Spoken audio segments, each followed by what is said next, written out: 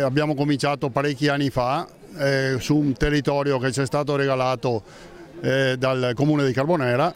Inizia così la storia della nuova sede degli Alpini di Carbonera, una storia di lavoro e preparazione, di cemento ed esercitazioni per saper intervenire nelle emergenze. Sono queste oggi le penne nere di questo paese, che domenica hanno inaugurato, alla presenza dell'assessore regionale Federico Caner, la loro nuova casa. 55 anni dalla fondazione del gruppo Alpini di Carbonera e nuova sede. Alpini che rappresentano i valori anche della società veneta, usi, costumi, tradizione, ma anche forza, coraggio e anche solidarietà. Immancabile alla cerimonia la padrona di casa, ovvero il sindaco Federica Ortolan.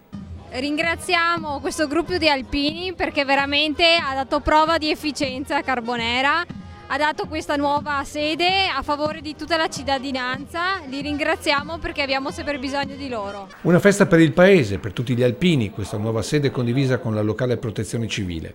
Un segno di coesione indissolubile tra il servizio alla patria nella gioventù delle stellette e quello alla propria comunità, continuato nella maturità dei tanti capelli bianchi.